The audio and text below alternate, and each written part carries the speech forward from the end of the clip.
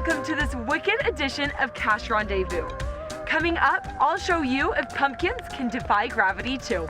We don't get a say in who's the wizard, but you do get a say in who's president. We'll show you how you can make politics a little less scary coming up. Pay no attention to these witches. I'll show you real witches in Logan. While a tornado might not be taking your house away, I'll show you what could be hitting the roof in weather. And a sweet treat to make if you're stuck inside.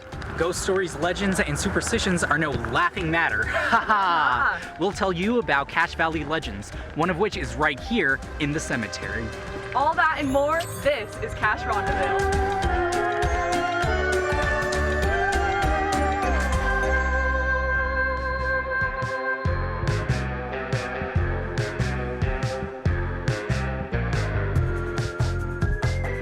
Welcome to this edition of Cache Rendezvous. I'm Kaylee Moss. And I'm Kesley Kincaid. With Halloween tomorrow, you might see kids dressed up as wizards, clowns, and witches. Addison Stoddard joins us in the studio. Who invited this witch? Well, I'm just one of the witches that came to dance in Logan downtown this weekend.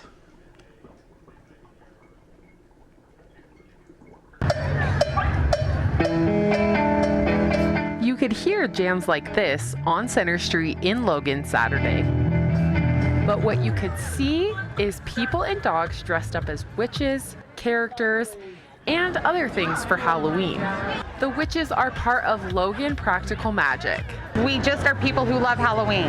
At the Center Street Witches Dance and Halloween Party, you could come dressed up as whatever you wanted, or you could just come and enjoy the live music and food. There was a costume contest for 3 different age groups. Some people dressed up as things they bought, and some handmade their costumes. I decided to make it out of paper mache, and then I found this had like a DI. Although the Witches Festival and Halloween Party are over, the witches are not yet finished. We will be dancing till all the way through Halloween night. Addie, where are the witches going to be on Halloween night? Yeah, tomorrow night on Halloween, they'll be dancing on Center Street for about an hour, and then they'll be in Cliffside at the historic castle. I might have to join them. Tickets to USU's annual Halloween party, The Howl, sold out again this year. USU police say they expected a lot of action, and Jackson Day joined them for the night. I'm here at The Howl, where tonight I joined the USU Police Department to show you what they're doing to keep partygoers safe. Is Solberg from Logan up there with you? Officers coordinated their patrol routes and watched security cameras as I joined them around 9:30 p.m. Tonight we're anticipating quite a bit of action, quite a few incidents, just because of how quickly tickets sold. We expected to get pretty busy here in about an hour. Christensen showed me some of the equipment the officers are using tonight, like a breathalyzer, a computer that tracks reported incidents, and over 1,500 cameras across campus. It's a force multiplier. You throw that camera up and suddenly you're not investigating 9 cases. You don't have 9 girls whose lives are altered. We put cameras at the entrance of the field house. People walk in, they see themselves on TV, and they're like, oh, this is a place where I can't mess around. Around 10:30, a security officer let me come along to check out reports of an intoxicated person at the field house. But before I had the chance to record that, USUSA Executive Director Linda Zimmerman confronted me saying, But you have to get a credential from us to be able to film at our event. Although I did not have a ticket to the event, I tried to clarify I was with the police, but Zimmerman told me, This is our event. Okay. They are working for us tonight. Okay. If you're from a journalism class, no, you did not get a clearance from us. Okay. So I need you to leave. Zimmerman walked me back to the control center so I could get my gear, and while I was packing up, Christensen clarified something he'd told me earlier. All of the USU officers here and all the Logan City officers here are working on an alcohol grant. Saves the university money. By this point, it was just after 11, and more reports started coming in. Because I didn't want to cause confrontation or distract the police from their duties, I left. On my way out, I ran into Zimmerman and asked again why I had to leave. We didn't get credentials in advance. Okay. And I see a big camera filming something I didn't like. 1 second, sorry. If you would have credentialed through us and got clearance, you would have been fine. The morning of the event, at around 9:30, I spoke in person with USUSA Student Events Executive Director Ashland Smith, who told me there were no press passes or tickets available for the event. I then tried multiple times to contact the Director of Involvement, Spencer Bittner, in person, over the phone, and through emails, but got no response. I also tried to contact PR advisor China Johns and Zimmerman, but didn't hear back. On Monday, I emailed Zimmerman again, with concerns that she had acted out of line with USU policy, which says only the university president, USU chief of police, and authorized police officers can order someone to leave.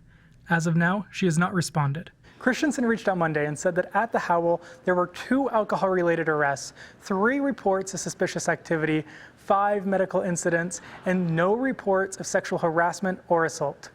Jackson Day, Cache Rendezvous. I was flying through the sky this weekend and a pumpkin almost hit me. I didn't know that pumpkins could fly.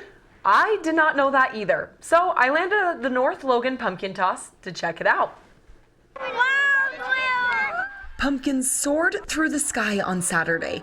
The American Society of Mechanical Engineers organizes the pumpkin toss to give engineers hands-on opportunities. So we as ASME love to give students those hands-on building and learning opportunities. 13 teams competed in 3 rounds of competition: accuracy, design, and distance. For some teams, every throw did not go as planned. But teams made multiple throws and could make adjustments in between. We added and removed platforms for the pumpkin to sit on, and we changed sling length, and we removed obstructions and abrasives that would prevent the ropes from performing like they're supposed to. When teams finished adjustments, it was time for another pumpkin to take flight. The pumpkins they are launching are colorful because they're left over from the pumpkin walk. But no matter what they came in looking like, they're gonna leave looking like this. Including this 398-pound pumpkin dropped from a crane. The car was donated from Logan City. This club is really good at helping engineers do things other than engineering. We do a lot of community outreach. You learn how to talk with people, plan huge events like this. It's a great way to learn a lot of different skills other than just doing math. Ready? Yep. 3, 2, 1, fire! I wonder if USU engineers could come build something like that for my castle. Yeah, the pumpkins would be way scarier than your flying monkeys. Legend has it, Old Main here on campus is just one of many haunted spots at Utah State. It is rumored that on graduation day, you can hear organ music drifting from inside Old Main. The music may indicate the presence of a student musician whose performance will truly never be heard.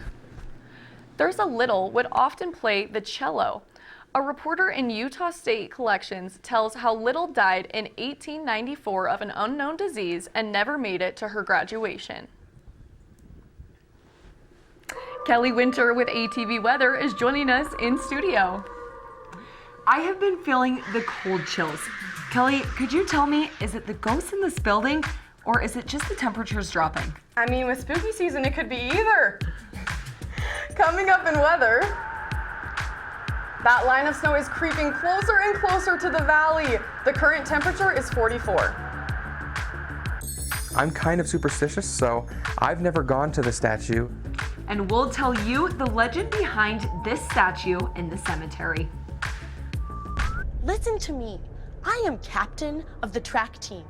And if I'm late, she doesn't really think she's going to get out of here, does she? Be nice. She's new. Hello, is anyone there? Ugh! Wow. Even from our standards, you look awful. Oh, sweetie, what happened? Me? My friend Becky got to talk to this super cute boy, and I tried to act like I wasn't jealous, but I so totally was. And then out of nowhere, this concrete barrier just popped up. Maybe it was a semi. You mean you were driving? Yeah. I mean, I know the whole eyes on the road thing, but this was a super important text. Maybe you have to know, Becky. Texting? Great. But it was only like 5 seconds, and I'm a really, really fast texter, so it wasn't even a big deal.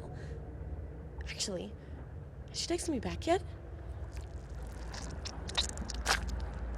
Wow, I get like no bars in this place. I wonder if they have Wi-Fi here.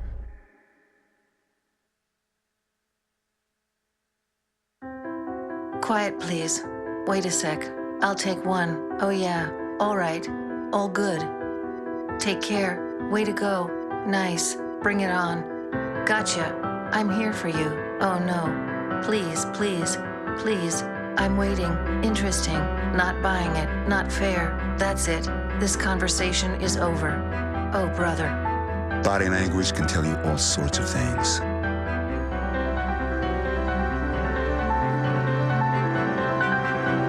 I'm having a stroke. I'm having a stroke. Know the sudden signs. Learn fast. F, face drooping. A, arm weakness. S, speech difficulty. T, time. Time to call 911 immediately. The sooner they get to the hospital, the sooner they'll get treatment. And that can make a remarkable difference in their recovery. Learn the body language, the sudden signs, and spot a stroke fast.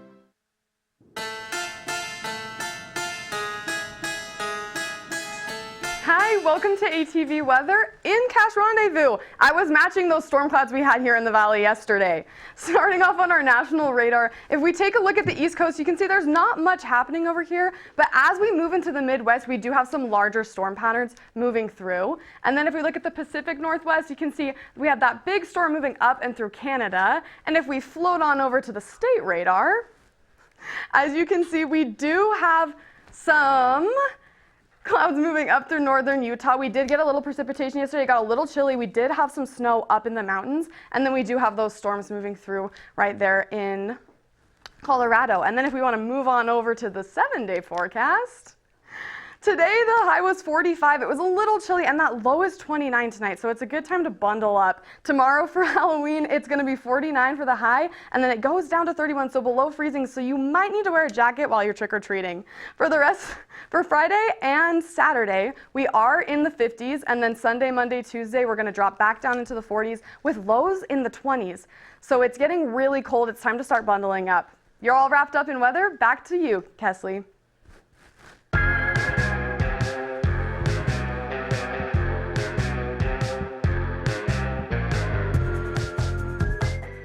If you're looking for a scary movie to watch on Halloween, Variety published a list of the top 100 horror movies. Here are the top 3. Alfred Hitchcock's Psycho was ranked 3rd. The film is about a woman named Marion on the run who stays at the Bates Motel, where she meets the manager, Norman Bates. She soon discovers not everything is as normal as they seem at the motel. This shot right here is from the shower scene where Marion is murdered. Variety says every detail and motive in the film is nothing less than iconic. The Exorcist was ranked 2nd. This film is about young Reagan McNeil who gets possessed by a demon. Her family calls 2 priests to help free her from the demon. This shot is from one of the exorcism scenes where the 2 priests attempt to free Reagan from her possession.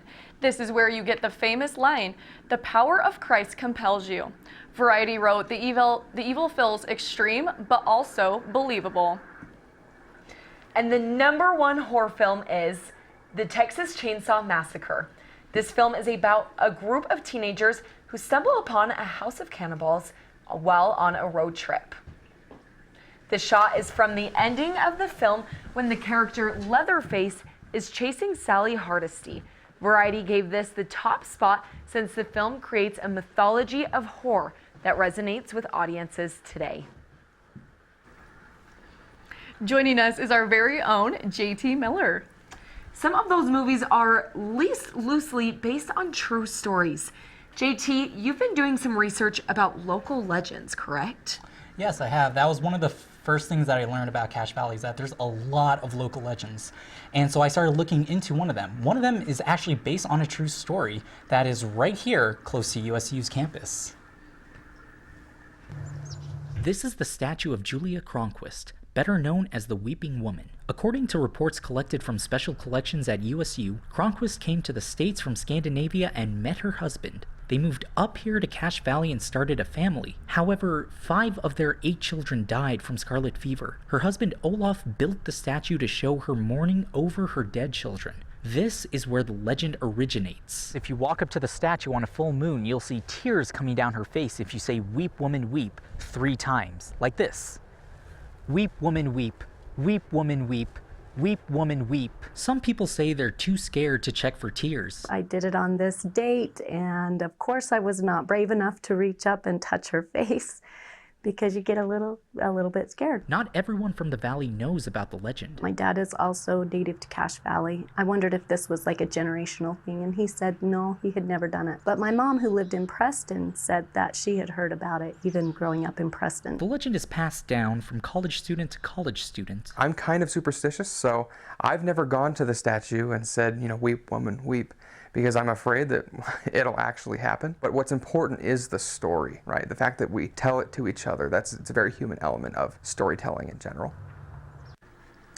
I actually did this myself last year with some of my friends right before they graduated. We went up to the statue and, we said, weep, woman, weep. Did you feel the tears on her face? I'll let you do it for yourself and figure out the answer. We should go. No. Thanks. I'm good, JT. The Weeping Woman's definitely spooky, but with elections less than a week away, we need to talk about something that could be even scarier: politics. Jackson Day hit the street to show you what people are afraid of. I don't think either candidate's going to be great. I'm worried about the uncertainty of what Kamala could do, but also worried about what Trump would do. I think we're headed into a lot of debt. Everyone deserves rights to make decisions about their own bodies and stuff like that, and I feel like that could get taken away. I think a lot of people are very afraid of Trump. So I think it's important to have a leader that other countries respect. My taxes have just been insane recently. It's so divided that you can't say your political views in public. Certain things on the news where it's like riots, uproars. I'm kind of worried that it could cause a civil war. Watching the TV seems like such a crazy world out there. But is it really?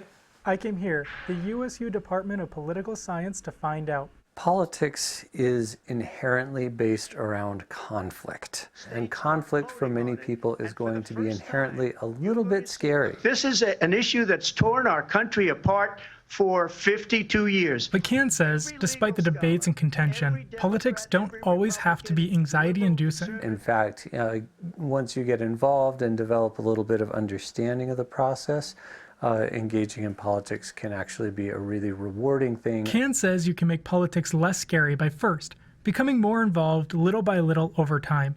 Second, not overreacting about everything a candidate does or says. And third, by focusing more on local elections.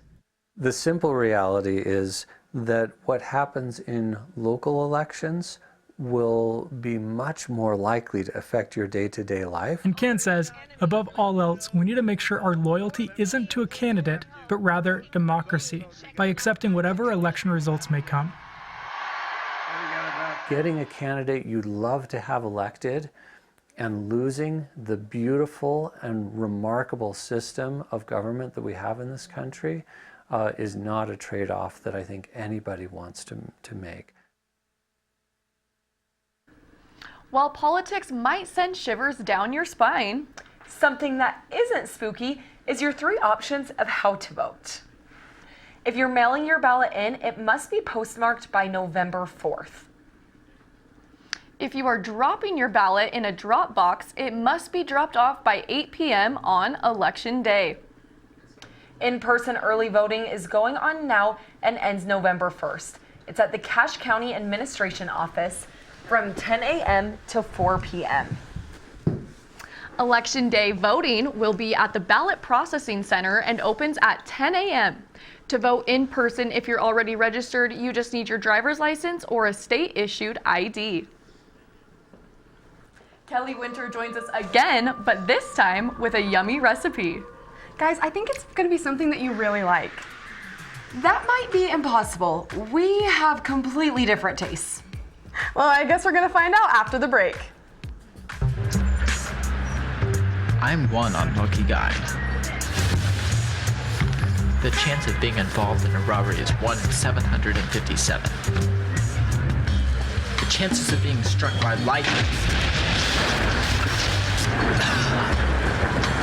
1 in 750,000.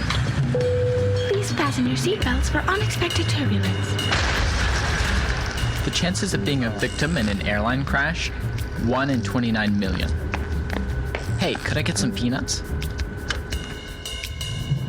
The chances of being involved in a car crash are far greater than lightning strikes and plane crashes.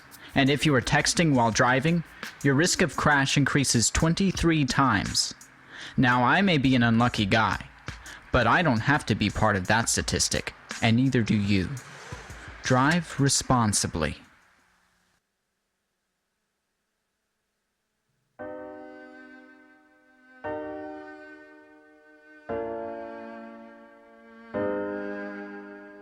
In Utah, 1 in 8 women and 1 in 50 men will be raped. Also in Utah, 1 in 3 women will experience sexual violence.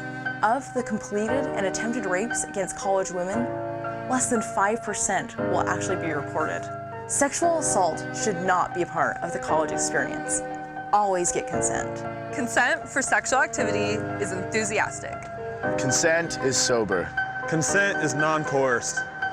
Consent is verbal. Consent is mutual.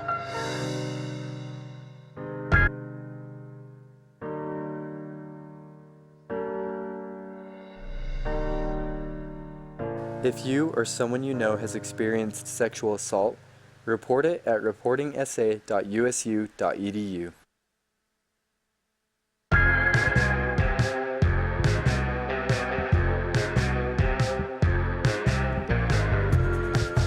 Welcome back. We're excited to see if it is going to be sweet or sour. I guess we'll see.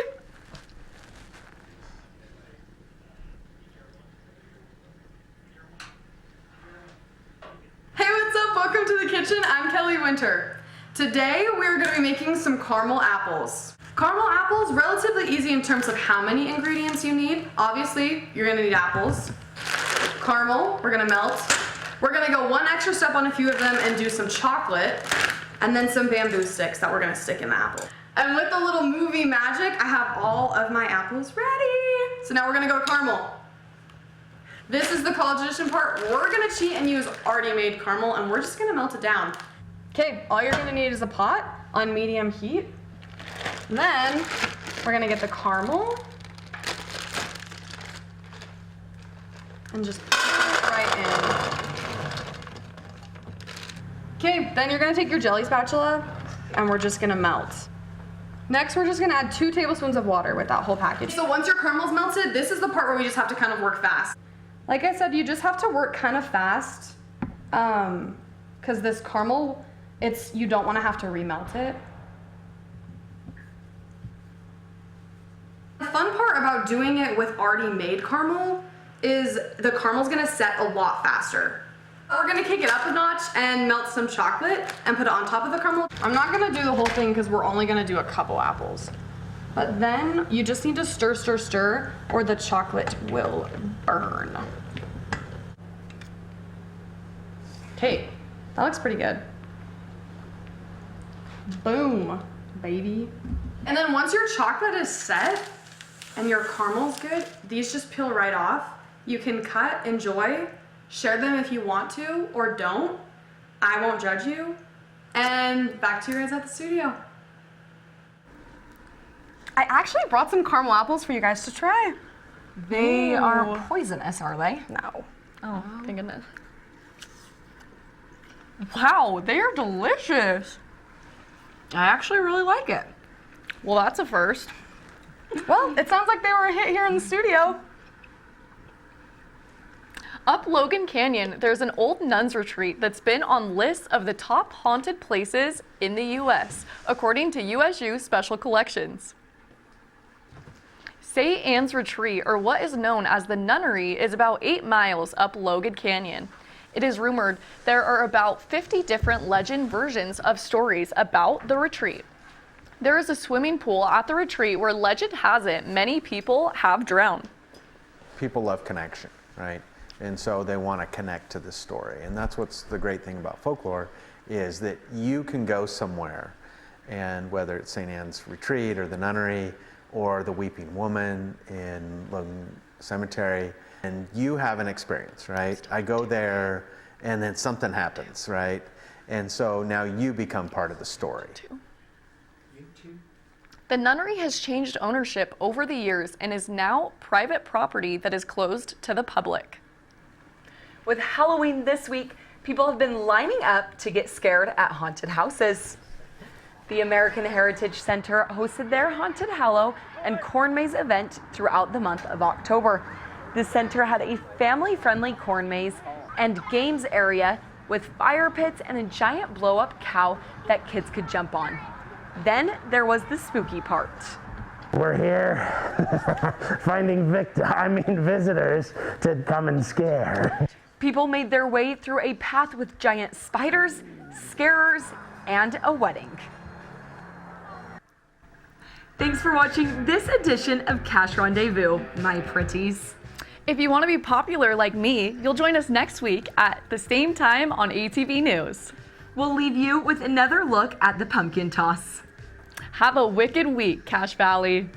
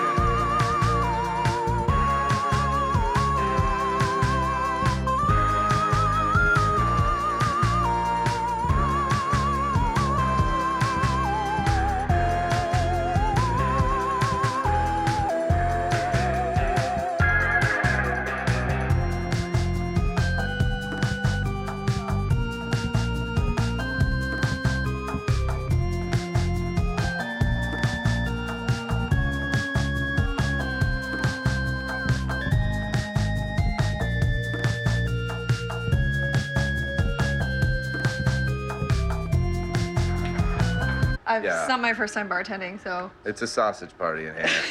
It's fine. I'm very familiar. Yeah, because you're a sexy girl, Sam. Last thing, Yeah. is that the music, when Momo kicks it into high gear, is going to get a little bit loud in here. So your customers are going to have a hard time hearing you. So you may want to. What?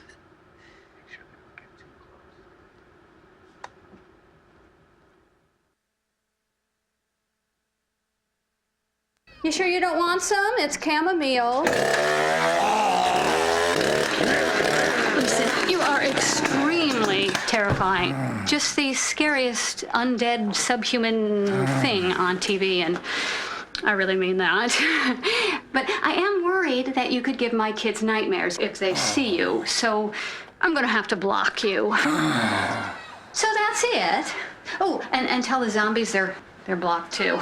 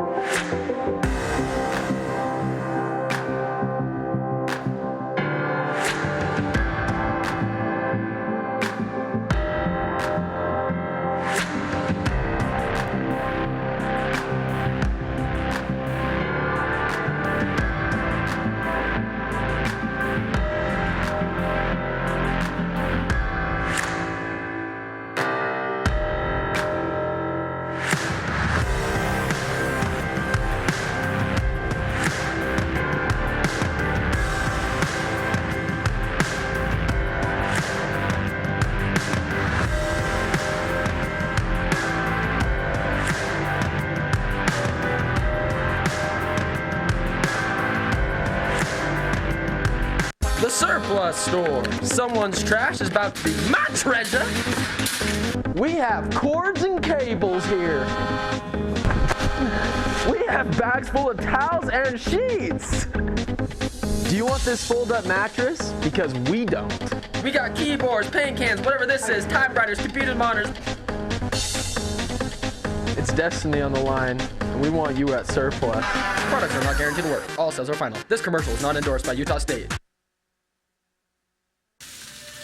Coming to college with high male expectations?